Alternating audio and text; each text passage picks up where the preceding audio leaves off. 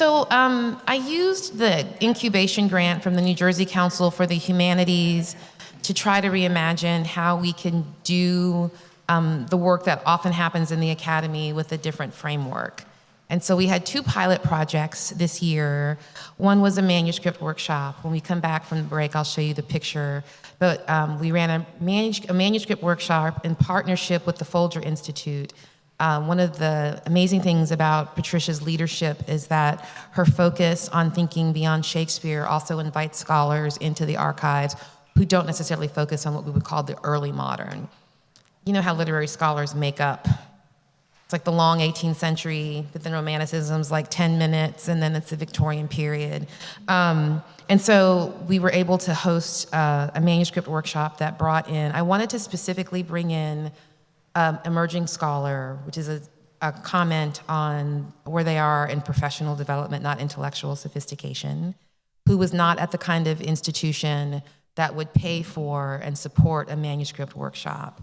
As a series editor, I wanted to have a moment for authors who were completing books to talk to senior people in their field outside of the structure of the anonymous peer review. And so we were able to bring in Patricia Lott, and if you're keeping track, that she's a Black woman, so that's the third Black Patricia. And we spent the day, 2 days at the Folger Institute with senior scholars talking about her work. I can show you that picture later. And then our second pilot project was with the Boston University Center for the Humanities, where our advisory board member, Joe Rezick, helped us secure an intern who worked with us for 10 weeks to think about the map in different visual contexts. So we went to Boston, we made our pitch. Then director Juliet Floyd, thank you, I think she's online, said yes. Joe and I skipped down the hall. We sort of got away with something. And then we had the pleasure of working with Connie. So this session is going to be about Connie's work, but it's going to begin with Bertie Mandelblatt from the JCB, who's going to talk about maps in their broader context. And then Connie is going to premiere her virtual exhibit that's online. She's going to show you highlights to tempt you to watch the whole thing. Joe will introduce Connie. But I want you to know that Bertie Mandelblatt, her work involves building the John Carter Brown Library's map and print collections, curating exhibitions, and developing other kinds of programming. She works with the JCB Fellows, other researchers, and the wider public. In January, that was me. I was not the scholar. I was the wider public who got to see the map and ask a million questions, take a million pictures. She teaches from the JCB collections and is engaging in outreach and scholarship. She is a historical geographer. Her PhD is from the University of London, and a librarian with her MLIS from McGill University, with research expertise in historical cartography, the French Americas, and the early modern Caribbean. She has published in a number of anthologies and journals. Her research addresses a number of intersecting questions in those broad fields. Cartography as an imperial practice, the historical geography of the colonial Americas, the geographies of plantation slavery, colonial trade, commodities, agriculture, and early modern subsistence and consumption. Joe Rezick, who I co-supervised Connie with, I would like you to know about him, in addition to being the person I texted every night and every day, and maybe even in the early mornings when I was anxious about everything, is Associate Professor of English at Boston University and recently completed his directorship of BU's American and New England Studies program. He specializes in early and 19th century American literature, the history of the book, early Black Atlantic literature, transatlantic studies, and the history of race and racism. His current book project, The Racialization of Print, is under contract with the Alejandro Institute and was awarded a fellowship from the National Endowment for the Humanities.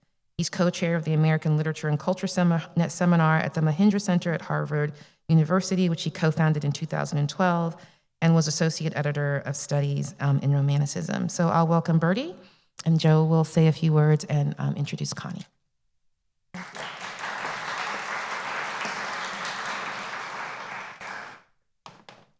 Thank you so much for that introduction, and it's wonderful to see everybody here. I wanted to begin by welcoming, repeating the welcome that Karen gave this morning, or earlier this afternoon. And I have to say, as a map curator, it's just such a thrill to see so many people in a room, all here to not just talk about maps, but one map in particular. So I hope what I have to say will connect to, I certainly feel it draws on and can contribute to some of the discussions that happened in the last session around the questions of agency versus humanity, certainly connected to material culture and some of the other ideas as well. And maybe we can talk about those in a broader sense in the Q&A. So in this session, Mapping Race in the Regency, I wanted to take 15 or 20 minutes to explore some thoughts about cartography as an imperial tool, including its use on Caribbean plantations in the late 18th and early 19th century, and to share with you some examples of plantation maps that we have here at the JCB. And clearly our focus is the Belvedere Estate map, but I wanted actually, in order to highlight the kind of exceptional nature of that map, I want to bring in another map actually as a point of comparison. But to back up a bit, I wanted to first consider the curatorial angle of building a map collection in a rare book library such as the JCB that is focused on the history of empire, with all that entails when it comes to collecting a variety of primary sources that cross genres and formats and that provide evidence of the vast array of activities involved in building and resisting the building of European empires in the Americas. At the JCB, maps have long been considered crucial primary sources for the study of European empire in the Americas. In the mid-19th century, John Carter Brown himself did not actively acquire separate sheet maps, although because he didn't think them crucial forms of evidence for the kinds of histories that he was thinking about.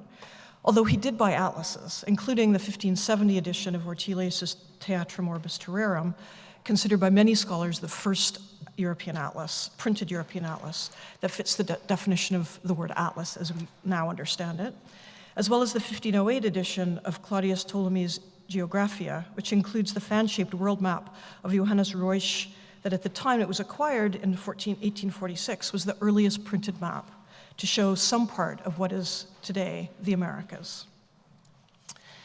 In the 1870s, his son, John Nicholas Brown, and we can see John Nicholas Brown's portrait above the fireplace, continued building the atlas collection and began actively buying separate maps, separate sheet maps, including manuscript maps, and so building a map collection that by the mid-20th century was considered really one of a handful of world-class map collections in the US, alongside such map collections as exist at the Newberry, the Huntington, the Clements, Harvard, and of course the Library of Congress.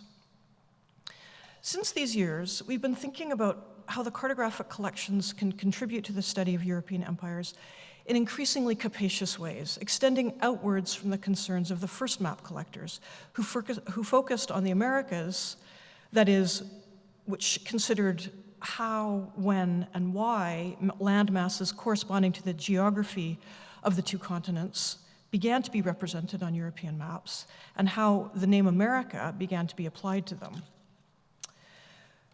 So how do maps and other cartographic objects like nautical charts, atlases, urban and estate plans, architectural drawings, and perspectives, whether printed or manuscript, contribute to our understanding of the historical evolution of the colonial Americas? I would argue that the Americas cannot be understood without them, that without studying the graphic renderings of imperial geographies in all of their formats produced by colonial authorities and their deputies, engineers, surveyors, and other members of elites who were invested in mapping newly claimed territory, without these objects, the histories that can be told will remain thin and impoverished. But do these cartographic objects only ever reveal the intentions of these colonial authorities, deputies, engineers, surveyors, and other members of the elites who created them? The last few decades of critical cartographic historiography prove that this is not the case. Maps are profoundly fractured objects that often betray the intentions and motivations of their producers, and through which it is possible to find traces of the social lives and voices of those who were disempowered in the production of the map. While it is tempting to read these maps as productive of a set of univocal imperial discourses that were created to control, to lay claim, and to appropriate, as they certainly were, by their very nature, they create and cartographically represent disjunctures, contradictions, and gaps in this process as well. Then, as now, the physical production of maps, both manuscript and printed, was preceded by complex, multi-layered processes of the compilation of spatial information, and it is in the unpicking of these layers that multiple voices can be distinguished and attended to. Plantation maps, or estate plans, are a cartographic genre that lends itself to this kind of deconstruction. David Buisseret, for example, has long argued that colonial estate plans inextricably unite the representation of territory with the social and economic contexts in which this new territorial unit, the plantation, took form in the early modern period. The intentions of the surveyors and other colonial actors responsible for the production of these maps was clearly the primary economic goals of the plantation. That is, the production of export commodities such as sugar, coffee, indigo. However, it is essential to also study these maps to uncover and investigate the presence of often anonymous and unknown actors, such as indigenous people, mariners, and enslaved workers, whose spatial knowledge and economic activity during the period of the expansion of the plantation complex in the Circum-Caribbean existed alongside, but also outside of, and in contrast to, formal imperial policies of colonial expansion and the economies of commodity agriculture geared towards transatlantic export. Specifically, studying how maps represent subsistence crop cultivation, insofar as they do so, is a wonderful way to begin to understand the everyday lives and geographies of enslaved plantation workers, including where they lived, where they worked, and how they could actually physically move around the space and the grounds of the plantation. The principal map I want to discuss today in connection to these ideas is, in fact, the Belvedere map, the 1772 manuscript map surveyed for John Cope Freeman, who owned the Belvedere plantation in Jamaica. What I present today is some preliminary thoughts, because the map was acquired relatively recently in 2022 and is awaiting further research. First, though, I think as a historical geographer, I feel obliged to situate us all when it comes to thinking about Jamaica and the Belvedere estate. So I'm going to start with a map of Jamaica. This is James Robertson's 1804 map of Jamaica, which in itself we could talk about endlessly, also very, very interesting. But I'm aware of time, so I'll just move quickly on. So this is the island-wide map. He also produced some much larger scale county maps of the island. Belvedere is located in the far southeast of the island. Here, this is Belvedere Point on the coast of the southeast coast of Jamaica in the parish of St. Thomas in the east. And in fact, this map includes a legend to show us where the plantation itself was, which is just north of the little outcropping that's called, in 1804, was called Belvedere Point. So that's where we are. John Cope Freeman, who owned the estate from 1763 to 1788, was a cousin of Jane Austen's father and the godfather of her youngest brother, Charles. So, immediately, one enormous point of interest in this map is how clearly it illustrates the heavy involvement of the wider Austen family in the Jamaican sugar industry and the institutions of Atlantic slavery, namely the transatlantic trade in African captives and plantation slavery that were at its core. But another point of interest is the exceptional nature of cartographic representation of the labor of enslaved people and the land being mapped. This is the map that you'll see in the vitrine, or maybe you've already seen. And I don't know if you've had enough time to really look at it and think about what it might represent, look at the legend, what's in the legend.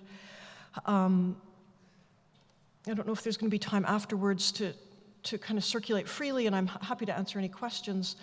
I'd just like to announce at the top, though, that if you do have any further questions based on what you've seen in the map that you don't have a chance to ask me today, I'm more than happy to answer emails, and so my email's on the website, and we can carry on the conversation that way if that needs to happen.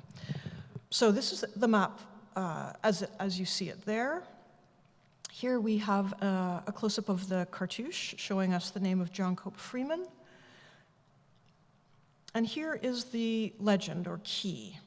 So, as well as showing the cultivation of export crops like indigo, here's a close-up, indigo in plot 22, which is down here, the map also shows the cultivation of subsistence crops like banana in plot 28 and plantain in plot 26. And, you know, I've worked on subsistence and plantation maps in the Caribbean before, and, you know, the first thing that occurred to me when I was looking at this in detail is the interesting distinction between banana and plantain, because in many cases they're considered the same thing. I mean, bananas, again, maybe a longer conversation for later, but plantain was certainly a staple crop for subsistence in the Caribbean by the late 18th century. Even more extraordinarily, the map lists quite explicitly the names of cultivators whom we can assume are enslaved workers: Jupiter, Jack, Peggy, and Pistole, each with a plot of land associated with their name. And those plots are kind of in a vertical line down from that last blue arrow. These plots are almost certainly provision grounds where each of these named cultivators would have maintained nominal control over what and how crops were planted within the plots and would have had access to the harvest, possibly even to sell on their own account. And I think Simon made mention of this in his presentation earlier, but certainly by the end of the 18th century and the beginning of the 19th century, there was substantial evidence that despite the scattershot but consistent regulation in both the Anglophone and French Caribbean colonies prohibiting enslaved workers from developing savings, this phenomenon grew in importance, and moving away from the accumulation of money, indeed the foodstuffs themselves grown on these kinds of provision grounds became an essential element of the food supply of the broader Caribbean, not only in the diets of the cultivators who worked in the plots, but also of the plantation managers and slave owners. And there's a really interesting 1844 document for the French world that actually lists provision plots, their contents, and tries to approximate how much of a percentage or proportion of the overall food supply is being met. That is, plantation owners were actually buying food crops from their own enslaved workers. And so there's this really interesting kind of confusion between lots of the categories that we assume to be essential to the definition of slavery. It gets much more complicated. I want to underline really how exceptional this map is. And to do this, I want to show you another plantation map that, while unusual in its own right, is a more conventional cartographic representation of an 18th century Caribbean plantation made in exactly the same period as this Cope map. Here it is. This is a very large plantation map, also manuscript, so both maps are manuscript.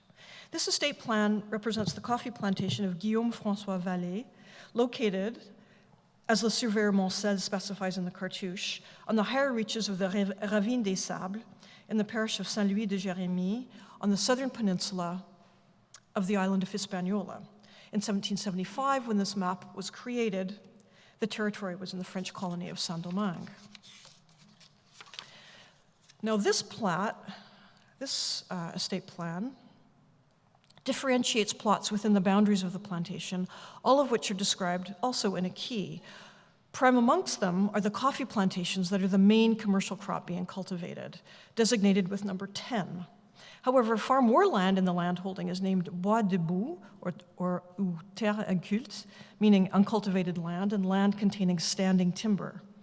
And at least as much is devoted to pasture or grazing land. And so that's these plots of land that you see. Very unusually, 3 separate plots of land are designated as plots where subsistence crops were grown. One large plot, named Jardin à Nègre, number 12 in the key, clearly corresponds to the provision grounds to which enslaved plantation residents were able to grow crops for their own subsistence. The crops within these plots are graphically differentiated from each other.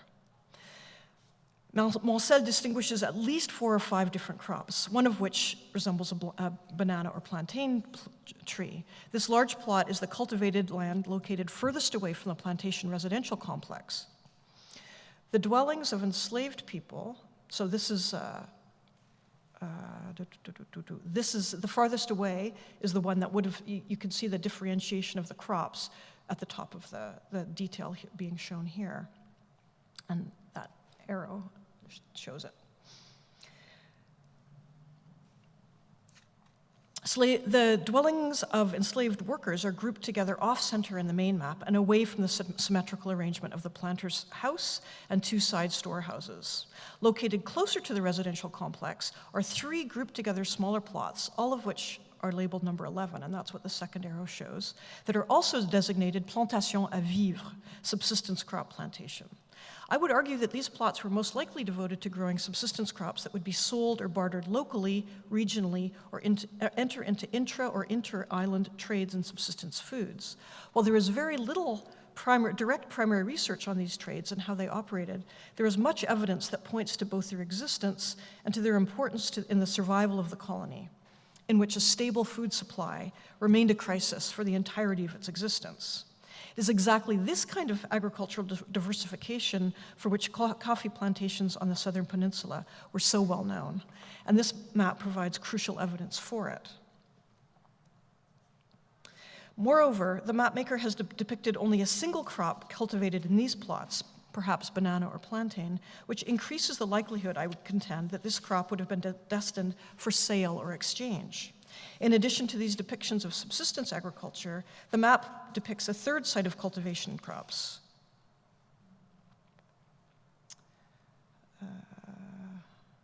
Okay, this is a close-up of the central residential area. And this is the third. It's labeled Jardin Potager, very close to the residential complex, that would have grown crops for the planter's table. In other words, a kind of a kitchen garden.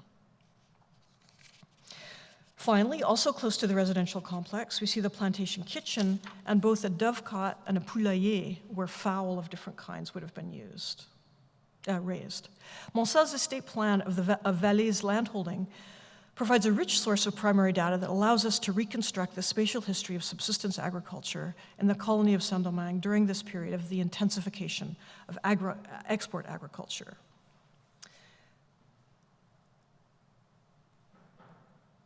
The contrasts between the two maps are clear. The second French plan is much more carefully and formally produced, and the sizes of the two plans are completely different. The Freeman plan measures 53 by 55 centimeters, whereas the Valais plan measures 123 by 140 centimeters. Color is deployed differently, etc. I think the reasons for the differences between them are pretty clear and mostly connected to the question of genre, cartographic genre. The Valais plan is a formal display map, probably intended to be hung on the wall of the plantation owner, whether in Saint-Domingue or in France, to impress visitors and to glorify Valais' land ownership. Freeman's map, on the other hand, was a working document, probably intended to stay in Jamaica to be used by plantation managers. The rudimentary nature of it also connects to the profoundly local significance of the land and labor being mapped. Sugarcane, the primary export crop, does appear on the legend of Freeman's map, and it's, I didn't put a, you know what, I'm gonna very quickly back up to my, you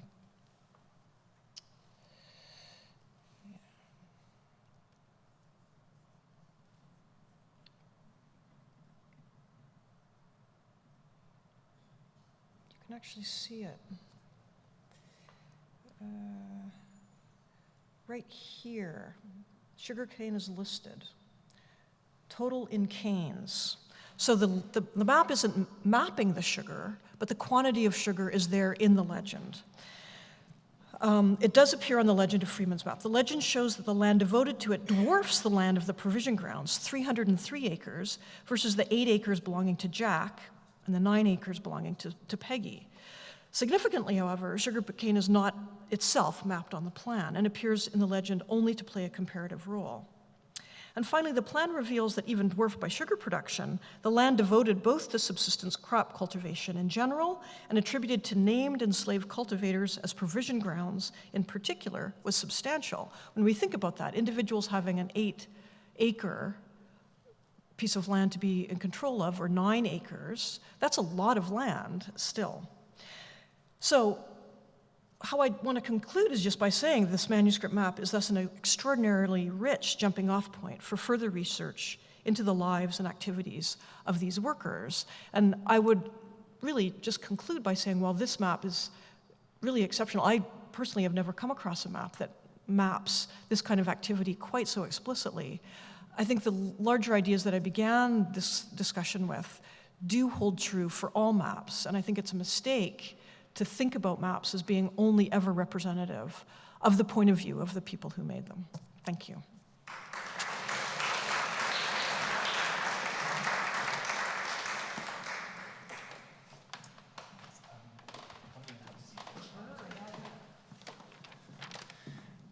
Hello, everyone. We're working on the chat situation, just so you know. So apparently the Q&A function was not checked on for the first session, which we sincerely apologize. But now we have enabled the Q&A, and I have Nikki Hessel in New Zealand going to test it maybe for us, because she's here, so it's all very international. Anyway, I'm sure by the time we have the discussion going here, the Q&A will be enabled. Okay, hi, I'm Joe Resnick. I'm absolutely thrilled. I'll be brief here. I'm thrilled to be part of the advisory board of the Race and Regency Lab. This work is totally magnificent. As I'm sure you're noticing today, it'll provide new ways to bring to a general public cutting-edge research in all of the fields that I have my toes in, including British Romanticism, the long 18th century, early American literature, early American history, the history of the Atlantic world, the history of slavery and empire, the history of print culture, and the history of the novel. Tricia Matthew is a visionary, a brilliant scholar, and a uniquely gifted communicator to general audiences. So I'm delighted to introduce our next speaker, Connie Robles, a PhD student in the Department of the History of Art and Architecture at Boston University. So the lab hired Connie as an intern this summer through a program run by the BU Center for the Humanities, one of our sponsors, and I just want to explain what that is a little bit. Each year, the Center for the Humanities funds 6 to 8 internships for PhD students to gain experience working at public-facing cultural institutions in the greater Boston area usually. So they have placed students at the Boston Museum of Fine Arts, the Massachusetts Historical Society, the Boston Public Library, the Boston Athenaeum, and even the Red Sox. So it's a very Boston area thing. So I was a little bit like, well, where are they going to fund the Race and Regency Lab? But as Tricia said, we marched in there and we made our pitch, and Juliet Floyd, to whom we're eternally grateful, saw the value of this lab, and also the value to have a PhD student really help us at the beginning of a project before it was even public, and also with a substantial digital element, as you'll see. So we were thrilled to hire Connie for this position. Her duties including helping the lab develop its website, helping a little bit with this launch, and especially to curate the inaugural exhibition for the lab, now live on the website, a digital project Connie titled Visualizing Property. Connie's dissertation work investigates the impact of world fairs on international relations in the late 19th and early 20th century, with a particular focus on pavilions. And this is all happening in Latin America.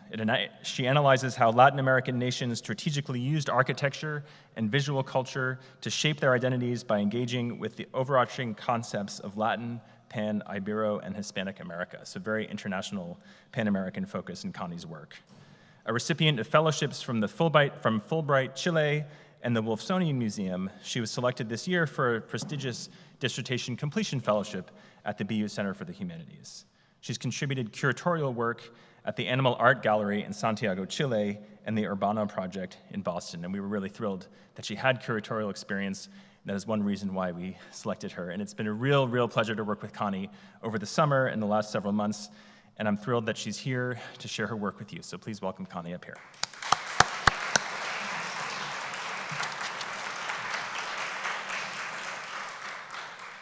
Thank you so much. Thank you, Joe, for that introduction. As you realize, I am not Race and the Regency scholar. So for me, this was a huge challenge. Oh, thank you. But a very exciting one. So I am very proud of the work, and I hope you are kind with your criticism, which is always very welcome, as long as it's kind. So here I go. Visualizing property is the culmination of an internship at the Race and Regency Lab, made possible through the vision and mentorship of lab director Patricia A. Matthew, to whom I am deeply, deeply grateful. I would also like to extend my thanks to Professor Joe Resick for his invaluable feedback and editing, to Caroline McCaffrey Howarth, who's somewhere here, oh, there, for her valuable insights on the exhibition, and to Karen Wolf, director of the John Carter Brown Library, along with the entire JCB team for granting me access to the map and their collection. There are many people I wish to thank, but for the sake of time, you can find them in the acknowledgements at the end of the exhibition. The photos of the map are my own, so please try to remember Birdie's images. Visualizing property centers on the plan of the Belvedere Plantation in Jamaica, as you already know, where hundreds of enslaved people lived between the 1500s and the 1800s. For instance, during the period from 1809 to 1833, the plantation housed between 253 and 369 enslaved individuals. Belvedere was owned by John Cope Freeman, the first cousin of Jane Austen's father and godfather to his son Charles, brother of Jane Austen. The only sort of direct record connecting them is a payment of 30 pounds, which in today's value is around 4,500 pounds, that George Austen received from Freeman in 1765. We don't know why. After Freeman's death, Capel Cure II and Edward Jarman acted as trustees of Freeman Estate. In 1836, they were awarded compensation for 328 registered enslaved people, receiving a sum of around 6,700 pounds. I'm going to say dollars so much, but it's pounds, which is approximately 642,000 pounds in today's currency. Capel Cure is likely the Mr. Cure Jane Austen referred to in her letters from 1811. The map appears to depict provision grounds, and as suggested by an image from an 1800 map reproduced in Higman's Jamaica Surveyed from 1988, it likely corresponds to land situated at the base of mountainous terrain. Two aspects that Bertie already mentioned, but I'm going to go quickly in it, are particularly noteworthy. First, that it is a manuscript indicating that it was likely intended for private use, primarily serving as a document for Freeman's personal records. Second, the map includes descriptions of the plots, and most notably, some of the plots are named after the individuals to whom they were allotted. Jupiter, Peggy, Jag, which is an uncommon thing for these kinds of plans. The exhibition brings together a diverse array of objects, maps, ceramics, books, prints, and documents to highlight the significance of the Belvedere map within the broader history of the British Empire. It contextualizes the map through 5 key themes or rooms: mapping Belvedere, Jamaica, the plantation landscape, circulating narratives, abolition in the Regency, and Jane Austen's Mansfield Park. The concept of the exhibition is inspired by Cheryl Harris's 1993 essay, Whiteness as Property, which explores how white identity became the foundation of racialized privilege and legitimized by law as a form of status, conflating race and property by establishing property rights contingent on race. Only Black and Indigenous people were subjugated as enslaved and treated as property. I created a framework drawing on Harris's essay, and other critical race theory scholars mined the archives and selected over 100 objects. This selection was then reduced to 20 objects with the guidance and invaluable feedback of Professor Matthew. Otherwise, it would have been impossible. The first section, the plantation landscape, explores how enslaved Africans, classified as property, became inextricably linked to the very land they were forced to labor upon. Rarely named in documents from the period, they were instead represented by numbers, akin to livestock or crops, commodified in much the same way as the physical terrain. This room demonstrates that what may appear to be objective documentation, as Bertie already discussed, was also a tool used to perpetuate the legal and social constructs that intertwine racial identity and ownership at the time. One of the objects featured here, it's not the Robertson map, which is also in the exhibition, but is Patrick Brown's map of Jamaica, also in the collection of the JCB. Here, well, Belvedere is located where, Birdie already indicated, oh, this doesn't show there. Well, it's around there, in the southeastern part of it.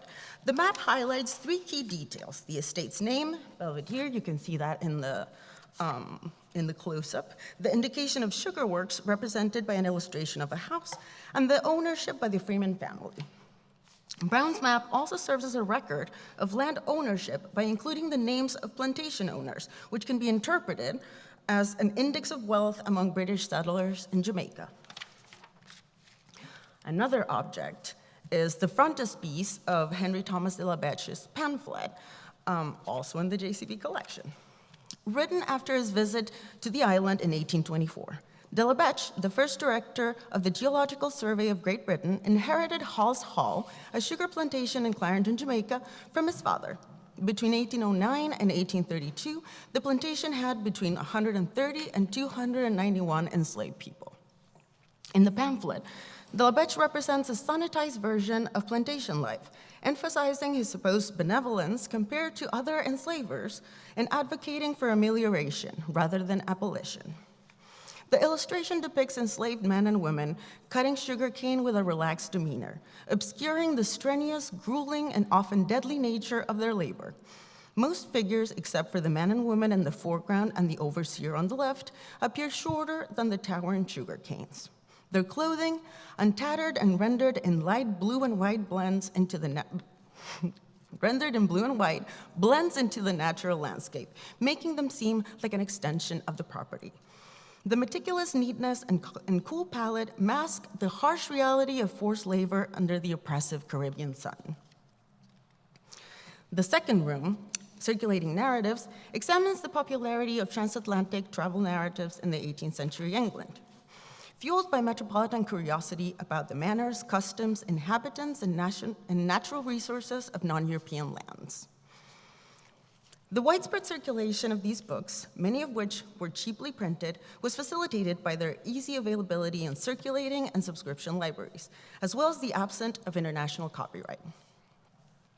American literary scholar Joseph Resek has investigated what he calls the racialization of print, a centuries-long process in which printed materials became associated with ideologies of racial hierarchy. This process was shaped by print's evolving associations with social categories such as class, gender, religion, and nation.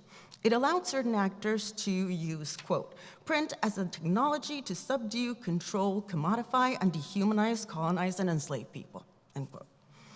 The material texts in this section illustrate print's role in reinforcing the racial hierarchies that defined the long 18th century and made documents like the Belvedere map possible.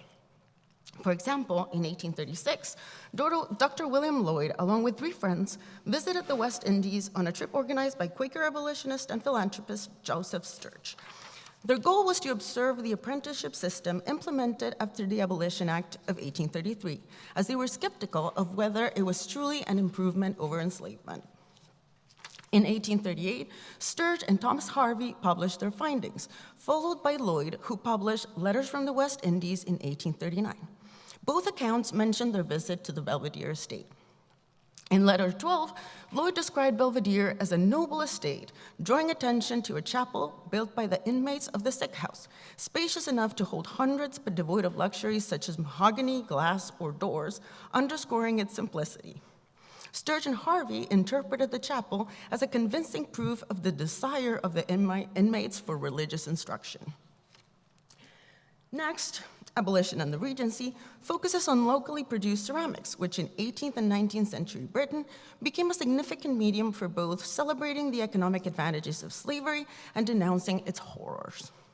By the early 19th century, the imagery on British ceramics had largely shifted. Rather than celebrating the profits from the trade, designs began to explicitly condemn slavery and may have served a decorative purpose to make a statement rather than merely functioning as containers for sugar. The sugar plates, bowls, and jugs displayed here illustrate how the debates surrounding abolition extended into the household. As women were largely excluded from political power in the public sphere, they exerted influence through their consumer choices, fostering a new market for abolitionist tableware. And if you see The first object is the one that Caroline mentioned earlier. This hand-painted, salt-glazed, decorative stoneware punch bowl served as an opulent commemorative object, likely presented to Captain Pierce of the slave ship Friendship by the ship's investors to celebrate a successful voyage. The exterior features two main scenes. On one side, a seated lady in front of a turreted tower alongside a standing sailor, who, in the trope of the sailor's return, presents his riches. On the other side, separated by water, 5 enslaved men are shown loading barrels, possibly with tobacco. The bowl illustrates, albeit through a romanticized lens, the triangular trade of the late 18th century. The architecture depicted may represent slave castles on the west coast of Africa, built to hold captured Africans before their forced shipment. While the exact disembarkation point is unknown, only 209 of the 276 enslaved people embarked successfully made it to their destination. This piece is particularly significant as the earliest known dated example of a ceramic object depicting a British or an American slave ship. Additionally, it is composed of white salt-glazed stoneware, rather than porcelain, earthenware, or creamware. The bowl embodies the height of British colonial power on display. The final section contextualizes British society during the Regency period, particularly when Jane Austen was writing Mansfield Park, published in 1814. In the novel, Fanny's uncle, Sir Thomas Bertram, derives part of his wealth from a plantation in Antigua, which is believed to be inspired by an estate owned by a friend of the Austen family. This connection has sparked extensive scholarly debate about the novel's stance on slavery and the slave trade. However, there is substantial evidence suggesting that Austen was sympathetic to the abolitionist cause. Her letters, for instance, indicate that she read and admired abolitionist Thomas Clarkson. The objects displayed here aim to illustrate the complexity of being part of British society without some connection to the transatlantic slave trade, given its significant role in the economy of the time. However, the extent of the available information from that period, as well as its accuracy, remains difficult to determine. The Austen family friend was James Langford Nibbs, who owned 2 plantations in Antigua.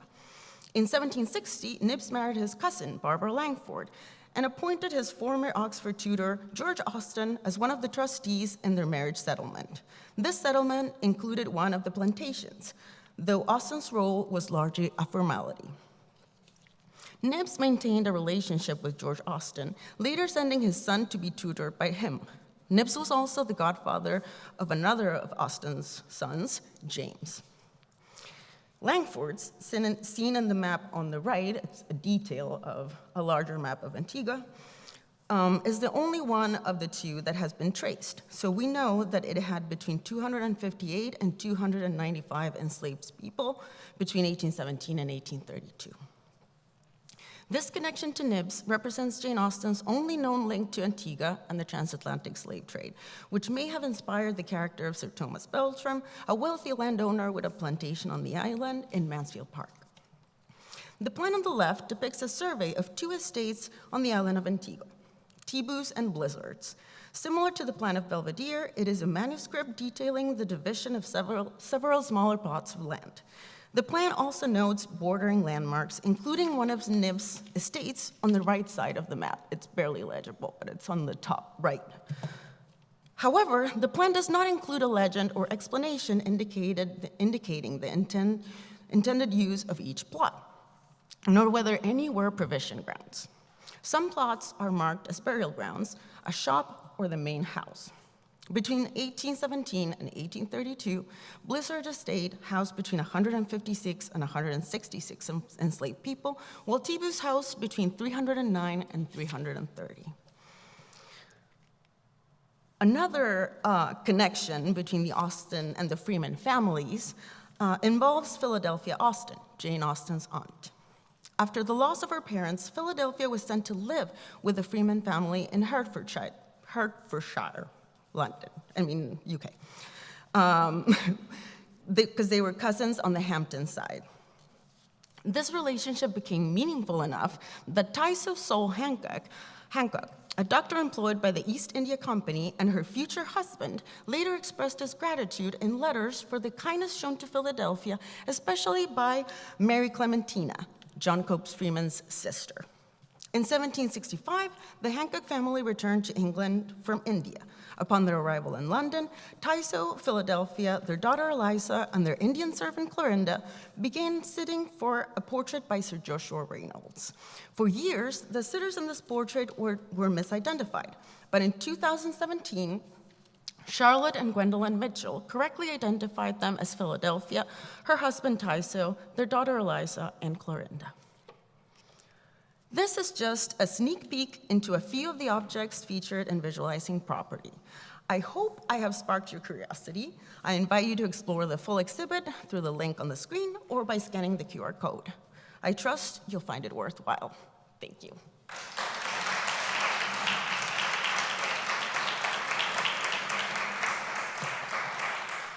Wonderful, thank you. Thank you to Bertie and Connie. Bertie, can I welcome you back up? Connie, you're not going anywhere. You're going to go answer questions now.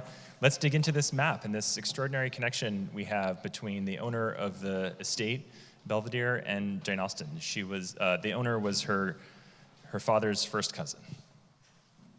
Questions? And I believe now we have the capability to get Q&As from the Zoomers. There's one there. Wow, okay, let's do it. Hello? Oh, yeah, we could start here. Lilia Weiss asked, do we know if there are any remaining documents or objects related to the enslaved people who had control over their own plots of land on the Belvedere plantation? Do we have any maps written from the enslaved individual's perspective, or have any idea if they kept their own official documentation of their plots? Not that I know of. Yeah, that would be very unusual. There are inventories sometimes that are available of the possessions of people who were enslaved, but I've never come across any indication that they included any sort of map-like object. Okay, question on the floor here. Please introduce yourself. Hello, my name is Amelia Worsley from Amherst College. I thought that was fascinating. Thank you so much, and I can't wait to use this website with my students.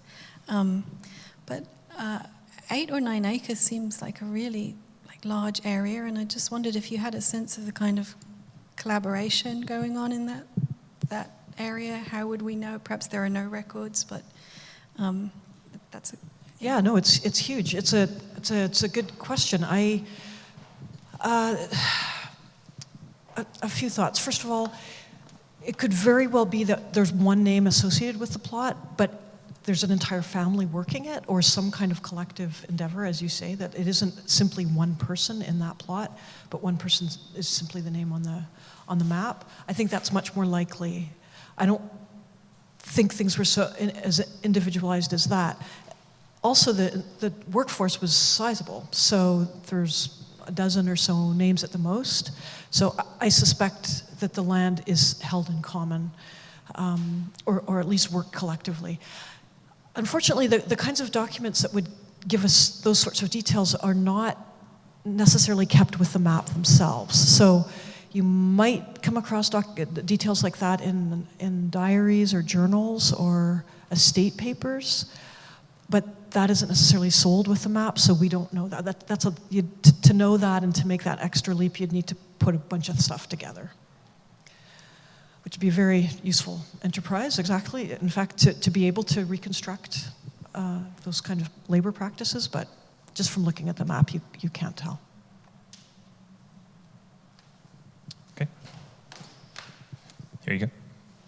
Hi, Diane Kriz, and I'm retired from History of Art and Architecture. So I was wondering if you have any speculation about why sugar was not actually represented physically on the map. I think probably because it was a map expressly designed to show provision grounds, and that's all. That is, the sugar lays outside of the boundaries of those plots. I see. Belvedere Plantation itself was much larger. Okay. And I'm sure the 303 acres of the sugar plantation grounds simply are, they're mapped other ways on other maps. And like I say, the figure, the name is there, the words are there. I think cane total cane, and it's 303, but it's really simply comparative. I see. Yeah. Thank you.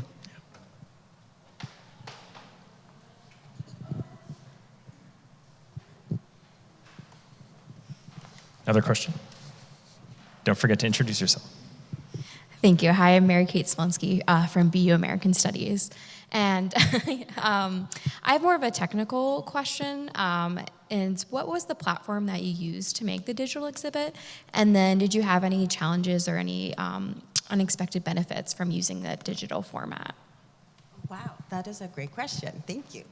I really didn't know a lot of website development when I started this project, and I was excited to learn. And it was a learning curve because the website is made on Squarespace, and it was a fun thing to do, even though sometimes I wanted to send my laptop down the window. And it was mostly trial and error and trying to sort of visualize this idea of the rooms that I wanted to do so that it felt like there were actually themes that guided you through the exhibition and that they were sort of like concentrated, like you would enter a room in like an in-person exhibition. The benefits of that was that I didn't have to go through the lengthy process of loans, requests, insurance, all those things that would have made it impossible. So I just relied on fair use, and most of the collections abide by that. So I thank all of them. I try to be as respectful and polite as possible. Every single image is clickable, and if you click it, it'll take you to the original collection. So you can, because what I couldn't figure out was how to zoom on the images within the website. So you have to like click, like a lot of the objects are from the JCB, and you can click on them and it takes you to their Americana like the part of the website, and you can zoom, you can save the images, you can create your own sort of exhibition. So I thought that was like an amazing thing for them to have, and I thought it was also important to link to the original sources. So there's also a bibliography at the end where I cite not all that I read, but like the stuff that was most relevant to write the descriptions and to sort of like become informed about the whole project. Anything else? We'll take one from the Q&A and then Karen. Yes, so this is from Sarah Ross. She says, I'm thinking about the dialogues event Professor Matthew hosted a while back with Simon Gikandi, who underscored how the grammars of the archives of slavery often determine what gets archived and what we can find there. His example of clergymen's diaries and letters did that work, as discussed in the first panel today, of reading against the grain for some limited glimpses of black people's and other people of color's agency, while also acknowledging all the limits of those assumptions. So my question is, what are some of the grammars that maps and paper records in this great exhibition can afford us? And what other grammars of archival records just won't be visible, legible there?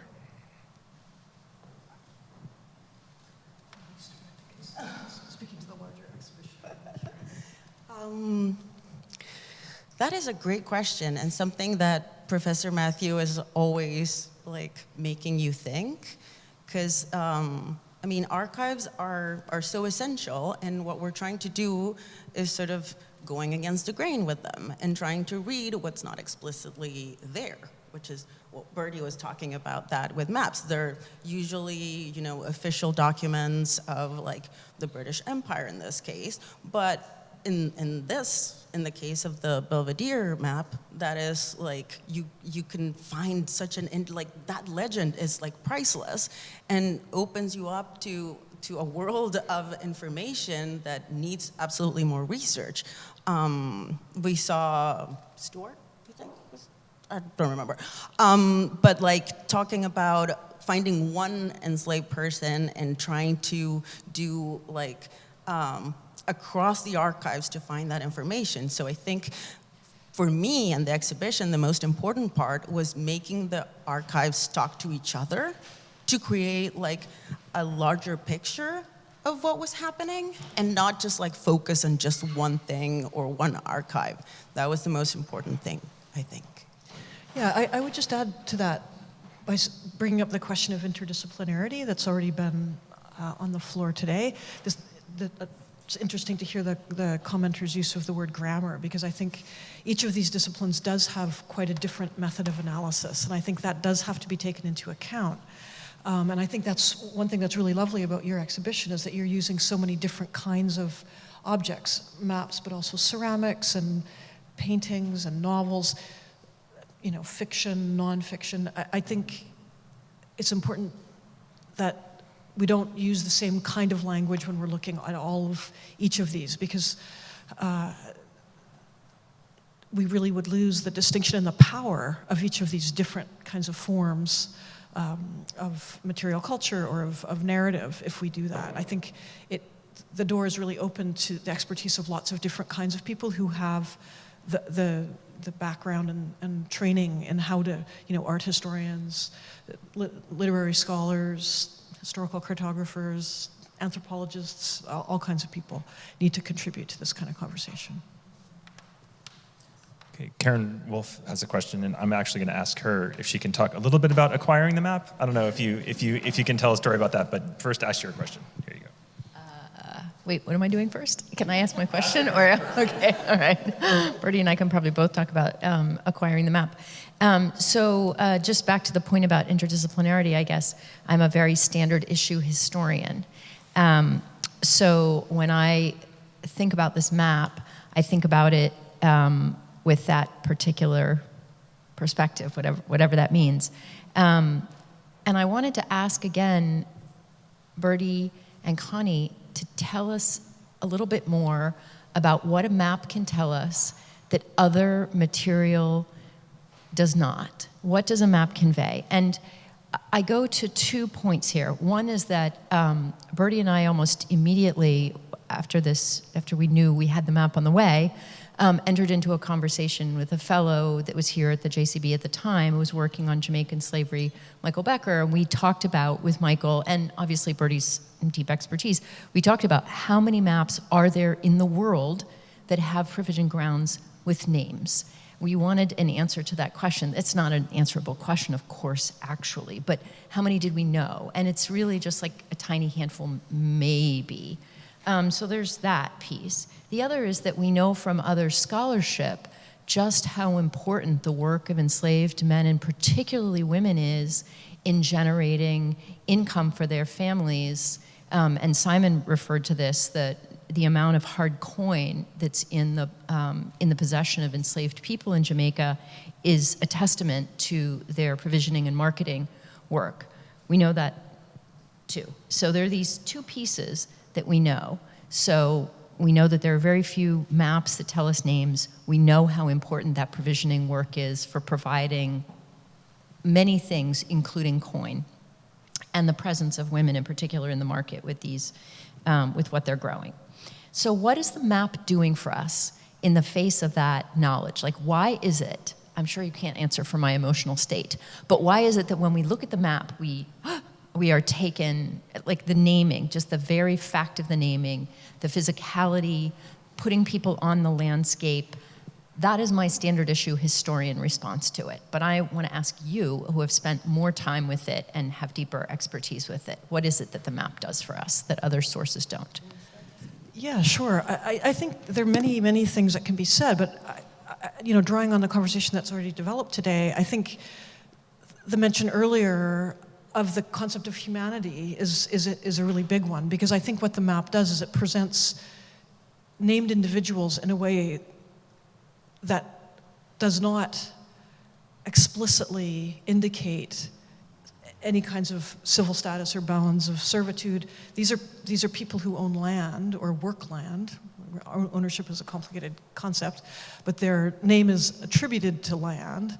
So as a kind of a graphic document, it presents people who we are not used to being presented in this way, as having that kind of relationship, that very primary relationship with land. It makes it explicit, and it is vanishingly rare. Yes, Karen, we did. We cast around. We thought about, who we could talk to, and tried to find other examples. And I to this date have not. I think I think the way we need to think about it in terms of the cartography of it and the production of it, I think it's likely that this is one of many maps that was produced for that plantation in these periods. And it really was a map that the manager or managers used in order to visualize what was going on for purely practical reasons. Who had what land? Certainly, there are other instances of that kind of activity being mapped on other plantation maps. But a separate map is what makes it really unique in this case. That is, that activity is being hived off and actually is on its own support, its own piece of parchment. Or paper. Is it paper or parchment? Yeah. I haven't seen it in a while in person. Paper. Yeah, I mean, I think, so what I find interesting is the fact that there's a cartouche. You know, these kind of production questions. They thought it important enough to have a cartouche. They thought it important enough to have some element of decoration. That wasn't strictly necessary. Typically in the production of maps, the minimum, you know, if there is any kind of decorative element, it's because the assumption is that other people are going to be looking at it and it needs to impress. So I wonder if that did play a role like that. That's certainly very interesting to think about. We don't have any other evidence of that, and it's possible that it was just a convention that was reproduced, so we can't put too much, you know, we can't assume too much importance to that. But as a standalone map, I think it really is exceptional in that way. And what you followed up with, what I alluded to earlier, is exactly this point, that it absolutely ties back. This is a huge amount of land. If we add up all of those acres, and what I wanted to, actually, this is a good moment to bring it up. And in my discussion of the French map, I made the distinction between these individually worked plots that I think in the Belvedere map have the names associated with them. So that's plots of land attributed to individuals or groups led by an individual. But then there are other plots that are also worked, obviously, by enslaved people, but the actual attribution of that land is more ambiguous. So it's not attributed to an individual enslaved cultivator, but it's understood that that food goes to feed either the workforce on the plantation or, and this is, I think, where a lot of the really interesting research is going now with Shauna Sweeney's work and other work about women higglers, that these very, very vibrant markets that we're developing, not only in Jamaica. I think there's a lot more work being done in the Anglo-Caribbean in this regard, but also in the Franco-Caribbean and frankly, everywhere. So where were these crops going? I think my tendency would be to say that the crops coming from the named plots are immediately brought into the workforce and prepared and consumed locally, whereas the subsistence crops, the banana, the plantain, we can go look, I forget offhand what the other ones are, but there are other subsistence crops listed in the legend. Those crops are being harvested, worked by enslaved workers, harvested but then sold. Sold probably on behalf of the planter, that is, the planter gets the money, but possibly not. And in any case, there's no hard and fast distinction. You know, the food that was grown on the named plots could also have entered into circuits of commerce. There's nothing stopping that from happening as well. And that did happen. And like I say, it's actually, as the 18th century grows on and moves into the 19th century, that was quantified more and more. That was a very, very clear phenomenon. That was a very complete answer. So I'm gonna add just two tiny things. First, I'm gonna quote Shakespeare. What's in a name? You know? And I would argue everything. I was just talking to Kate, trying to get more of the programs of this to send to my mom, and she doesn't speak English. So the idea was that she was just gonna be able to see my name printed in paper. And that was what was the most important thing. So that's why I think, and this is kind of an emotional response, but I think that's why it is so like, for us to see this, because it makes them human. It makes them I existed. I was here, And I think that's like so, so important. If I could just add one last point, and I promise to keep this short, but I think what's really extraordinary about the map is it shows names, these really human, the humanity in a productive, in a very, very productive way. You know, lots of us are scholars of the institutions of slavery, and I think we're used to seeing documents with names in, you know, exclusively kind of horrifying contexts of death, of dismemberment, of destruction, of possession. And this is not. This is the opposite. There's no mention of that. This is really about human beings who worked land, who at least had this kind of nominal ownership of it. Okay, we'll have a last question here. Please introduce yourself. I just wanted to, hi, I'm Damaris Hill, and I'm a JVC Fellow this year. Thank you, John Carter Brown Library. I'm a creative writer. I'm working on a memoir. And I wanted to just like add to the discussion about what happens and like locating a name, right? I think for many of us, the American project and the history of the Americas is amorphous and mythologized, much of it, even though we have affirmation documents. And then for people who descend from bodies that were commodified and imported and exported for the project, there is an erasure and there is a lack of opportunity to identify a source or an origin story in much of the American project, but also in the academic project. And so when you are able to see these glimpses or these glitches in the matrix, where somebody who descends from commodified people and erased people can recognize something about a history within the textures and the fabrics of the American story, it's almost like recognizing a mountain, or you know, like a star, right? It's that glimpse, because the entire or most of the public education system and even the higher education system participates in the erasure. So you can be very formally educated and never recognize yourself in the project.